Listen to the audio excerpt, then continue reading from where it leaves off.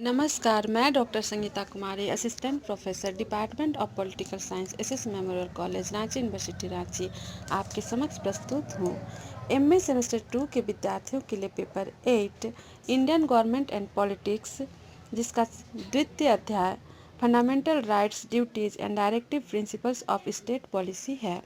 प्रिय विद्यार्थीगण, fundamental rights मौलिक अधिकार, जिस पर मैं चर्चा कर चुकी हूँ, आज हम लोग मौलिक कर्तव्य क्या है एवं राज्य के नीति निर्देशक तत्व का अर्थ क्या है, इस विषय पर चर्चा करूंगी। चूँकि मौलिक अधिकार के साथ साथ मौलिक कर्तव्य को भी संविधान में जोड़ा गया है, अतः मौलिक कर्तव्य सरदार सवर्णसिंह समिति की अनुशंसा पर संविधान के 42वें संशोधन 1976 ईस्वी के द्वारा मौलिक कर्तव्य को संविधान में जोड़ा गया। यह रूस के संविधान से लिया गया है। इसे भाग 4 क में अनुच्छेद 51 क के तहत रखा गया। मौलिक कर्तव्य की संख्या 11 है, जो इस प्रकार है। प्रथम है, भारत के प्रत्येक नागरिक का यह कर्तव्य होगा कि वह संविधान का पालन करे, वह उसके आदर्शों, संस्थाओं, राष्ट्रध्वज और राष्ट्रगान का आदर करे। स्वतंत्रता के लिए हमारे राष्ट्रीय आंदोलन को प्रेरित करने वाले उच्च आदर्शों को हृदय में संजोए रखे और उनका पालन करे। यह द्वितीय था। तृतीय है, भारत की प्रभुता, एकता और अखंडता की रक्षा करे और उसे अक्षुण्ण बनाए रखे। चतुर्थ है, देश का सम्मान एवं रक्षा करे। पंचम है, भारत के सभी लोगों में समरसता और समान भ्रातृत्व की भावना का निर्माण करे। षष्ठ है, हमारी सामसिक संस्कृति की गौरवशाली परंपरा का महत्व समझे और उसका परीक्षण करे। सप्तम है, प्राकृतिक पर्यावरण की रक्षा और उसका संवर्धन करे। अष्टम है, वैज्ञानिक दृष्टिकोण और ज्ञानार्जन की भावना का विकास करे। नवम है, सार्वजनिक संपत्ति को सुरक्षित रखे। दसम है, व्यक्तिगत एवं सामूहिक गतिविधियों के सभी क्षेत्रों में उत्कर्ष की ओर बढ़ने का सतत प्रयास करे। और 11वां है, 86वीं संविधान संशोधन अधिनियम 2002 द्वारा अनुच्छेद 51 में संशोधन करके खंड अ के बाद जोड़े गए नए खंड के अनुसार प्रारंभिक शिक्षा को सर्वव्यापी बनाने के उद्देश्य से अभिभावकों के लिए यह भी कर्तव्य निर्धारित किया गया कि वे 6 से 14 वर्ष तक के अपने बच्चों को शिक्षा का अवसर प्रदान करें। आगे देखेंगे राज्य के नीति निर्देशक तत्व का अर्थ क्या है। राज्य के नीति निर्देशक तत्वों का अर्थ, संविधान के भाग 4 के अनुच्छेद 36 से 51 तक वर्णित राज्य के नीति निर्देशक तत्वों का अर्थ है वे तत्व अर्थात सिद्धांत जो कि राज्य का नीति निर्देशन करते हैं। दूसरे शब्दों में, जिन सिद्धांतों को राज्य द्वारा अपनी शासन की नीति का आधार बनाना है, वे ही राज्य के नीति निर्देशक तत्व कहे जाते हैं। जीएन जोशी ने लिखा है कि इन निर्देशक तत्वों का विधान मंडलों को कानून बनाते समय और कार्यपालिका को इन कानूनों को लागू करते समय ध्यान रखना चाहिए। ये उस नीति की ओर संकेत करते हैं जिसका अनुकरण संघ और राज्यों को करना चाहिए। संविधान के अनुच्छेद 37 में भी लिखा है, राज्य के नीति निर्देशक तत्वों को किसी भी न्यायालय द्वारा बाध्यता नहीं दी जा सकेगी, किंतु कानून निर्माण में इन तत्वों का प्रयोग करना राज्य का कर्तव्य होगा। आगे देखेंगे संविधान में वर्णित नीति निर्देशक तत्व। संविधान में जो नीति निर्देशक तत्व दिए गए हैं उसका उल्लेख इस प्रकार किया गया है। प्रथम है, आर्थिक सुरक्षा संबंधी निर्देशक तत्व। इन निर्देशक तत्वों का उद्देश्य लोक कल्याणकारी राज्य की स्थापना करना है। इन सिद्धांतों में आर्थिक सुरक्षा और आर्थिक सामाजिक न्याय के संबंध में व्यवस्था की गई है, जो निम्नलिखित है। प्रथम है, राज्य प्रत्येक स्त्री और पुरुष को समान रूप से जीविका के साधन प्रदान करने का प्रयत्न करेगा। द्वितीय है, राज्य देश के भौतिक साधनों के स्वामित्व और नियंत्रण की ऐसी व्यवस्था करेगा कि अधिक से अधिक सार्वजनिक हित हो सके। तृतीय है, राज्य इस बात का ध्यान रखेगा कि संपत्ति और उत्पादन के साधनों का इस प्रकार से केंद्रीकरण न हो कि सार्वजनिक हित को किसी प्रकार की हानि पहुँचे।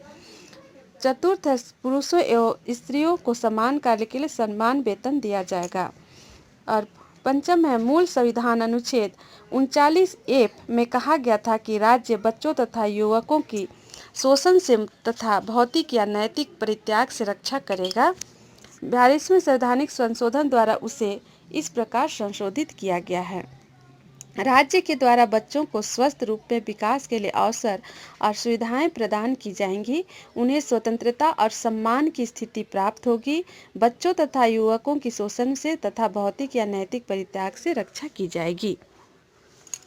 और सप्तम है, राज्य इस बात का प्रयत्न करेगा कि कृषि और उद्योग में लगे हुए सभी मजदूरों को अपने जीवन निर्वाह के लिए यथोचित वेतन मिल सके, उनका जीवन स्तर ऊपर उठ सके, वे अवकाश के समय का उचित उपयोग कर सके तथा उन्हें सामाजिक और सांस्कृतिक उन्नति के अवसर प्राप्त हो सके। राज्य का कर्तव्य होगा कि गांव में व्यक्तिगत तथा सरकारी आधार पर भी कुटीर उद्योगों को प्रोत्साहन दे।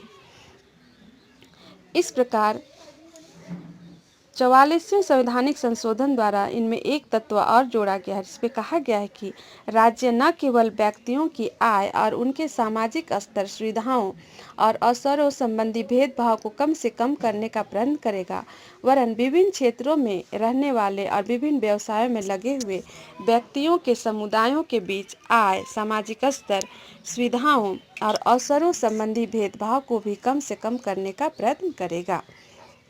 द्वितीय है सामाजिक हित संबंधी निदेशक तत्व, जिसमें प्रथम है राज्य लोगों के जीवन स्तर को सुधारने और स्वास्थ्य सुधारने के लिए प्रयत्न करेगा। इसी उद्देश्य की पूर्ति के लिए औषधि में प्रयोग किए जाने के अतिरिक्त स्वास्थ्य के लिए हानिकारक मादक द्रव्यों तथा अन्य पदार्थों के सेवन पर प्रतिबंध लगाएगा। नेक्स्ट है राज्य जनता के दुर्बलतर अंगों के, विशेषतः अनुसूचित जातियों तथा अनुसूचित जनजातियों के शिक्षा तथा अर्थ संबंधी हितों की विशेष सावधानी से उन्नति करेगा और सामाजिक अन्याय तथा सभी प्रकार से शोषण से उनकी रक्षा करेगा।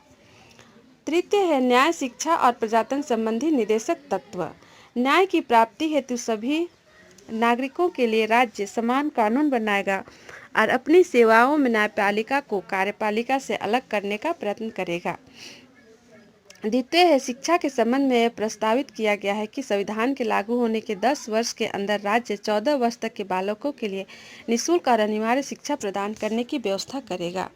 तृतीय है राज्य ग्राम पंचायतों के संगठन की ओर कदम उठाएगा और उन्हें उतने अधिकार प्रदान किए जाएंगे कि वे स्वायत्त शासन की इकाइयों के रूप में कार्य कर सके।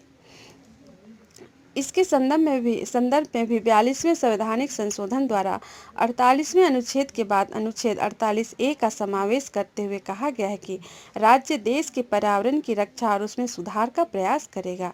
राज्य के द्वारा वनों और वन्य जीवन की सुरक्षा का भी प्रयास किया जाएगा। और चतुर्थ है अंतर्राष्ट्रीय शांति और सुरक्षा संबंधी तत्व। राज्य अंतर्राष्ट्रीय क्षेत्र में निम्नलिखित आदर्शों को लेकर चलने का प्रयत्न करेगा, जिसमें क है अंतर्राष्ट्रीय शांति और सुरक्षा में वृद्धि, ख है राष्ट्रों के बीच न्याय और सम्मानपूर्ण संबंध स्थापित रखना, ग है राष्ट्रों के आपसी व्यवहार में अंतर्राष्ट्रीय कानून और संधियों के प्रति आदर भाव बढ़ाना, और घ है अंतर्राष्ट्रीय झगड़ों को मध्यस्थता द्वारा सुलझाने के लिए प्रोत्साहित करना। तो इस प्रकार यह कहा जा सकता है कि इन तत्वों के आधार पर भारत में वास्तविक प्रजातंत्र की स्थापना हो सकेगी और हमारा देश एक लोक कल्याणकारी राज्य बन सकेगा, जिसमें प्रत्येक व्यक्ति को स्वतंत्रता, समानता व न्याय प्राप्त हो सकेगा। प्रिय विद्यार्थियों, एक संक्षिप्त नोट के रूप में आप इसको याद रख सकते हैं, जिसमें राज्य के नीति निर्देशक तत्व संबंधी अनुच्छेद है। अनुच्छेद 36 में परिभाषा दी गई है। अनुच्छेद 37 अंतर्विष्ट तत्वों का लागू होना। अनुच्छेद 38 राज्य लोक कल्याण की अभिवृद्धि के लिए सामाजिक व्यवस्था बनाएगा।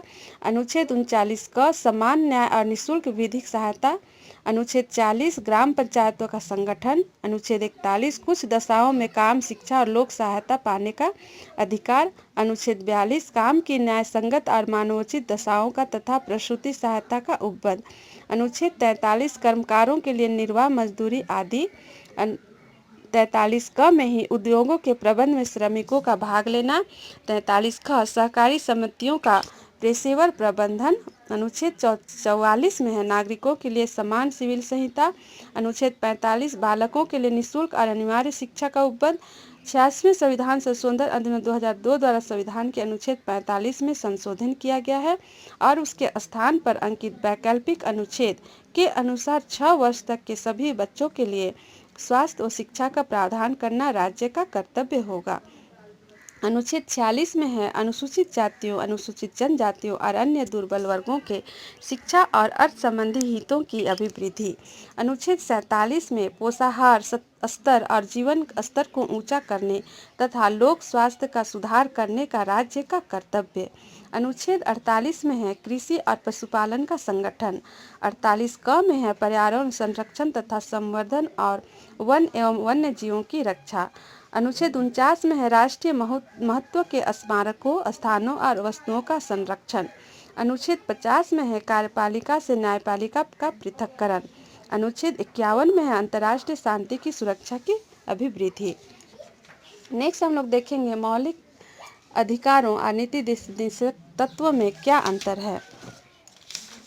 मौलिक अधिकार यह यूएसए के संविधान से लिया गया है। नीति निर्देशक तत्व है ये आयरलैंड के संविधान से लिया गया। द्वितीय है मौलिक अधिकार, इसका वर्णन संविधान के भाग 3 में किया गया है। नीति निर्देशक सिद्धांत है, इसका वर्णन संविधान के भाग 4 में किया गया है। मौलिक अधिकार, इसे लागू कराने के लिए न्यायालय की शरण ले सकते हैं। नीति निर्देशक सिद्धांत, इसे लागू कराने न्यायालय नहीं जाया जा सकता है।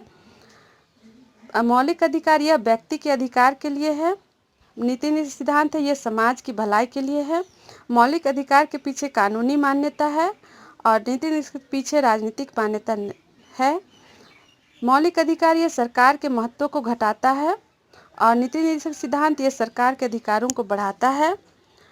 और यह अधिकार जो मौलिक अधिकार है नागरिकों को स्वतः प्राप्त हो जाता है और नीति निर्देशक तत्व जो है यह राज्य सरकार के द्वारा लागू करने के बाद ही नागरिक को प्राप्त होता है। लेकिन यह एक दूसरे के पूरक भी हैं, जिसका संक्षिप्त में वर्णन इस प्रकार कर सकते हैं।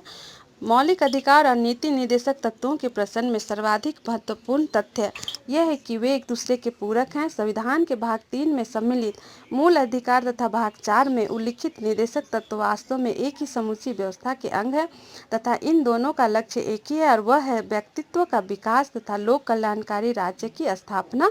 सर्वोच्च न्यायालय ने भी अपने एक से अधिक निर्णयों में इन दोनों व्यवस्थाओं के पूरक होने की बात पर सर्वाधिक बल दिया है। धन्यवाद प्रिय विद्यार्थियों, आपको अच्छा लगा होगा तो इसे ज़्यादा से ज़्यादा शेयर करें, लाइक करें और सब्सक्राइब करें। धन्यवाद।